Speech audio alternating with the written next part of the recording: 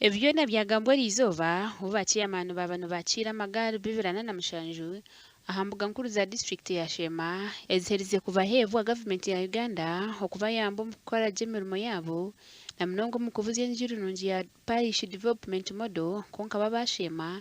nibajja kuno kubagaya hariho kindi ikirungi kiro kutunga amagari ukakandi level ituruho ari yango ko kugenda mu misho kutuno mwembe zo kuranzya hari kanga ceeyamaani LC1 tsimeko tunga amapicha at least nango ako mushankanya n'imyaka wante gari ngene yantura hansa amashundi yagiye ako murembe gw'egari guyo nukuho tetubento mango gwirebwe tukafona ipsi kanda kashara kitu kashinje mutwaro pa master wano ya Uganda imbere y'inseji ati sirangwa tse mutwaro nkatano niwe ceeyamaani karangura lazima wano gendo mutakwitisa ka ceeyamaani omushara gwayangire tutunje transport shikire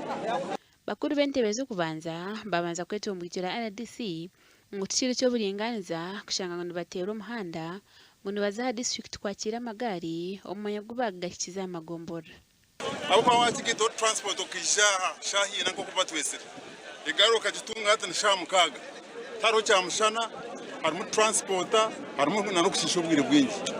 twino kusima akwatwena twatunga amagari kandi gari zibonire parish model development model tujitandikeje kandi ehweje konkasta pazo muri muzikoza sakubi bakafuna kuno eriyo nyenda kubashaba ndi kubesengereza mureke kugumana stampinga agreements za kafuna muri kutaho stamp ya LC1 ko kutaho stamp nikimanyisa ngo icyo kihandiko cyaham kandi no shimanya ngo muntu tiyaguza ariyo na yehora sente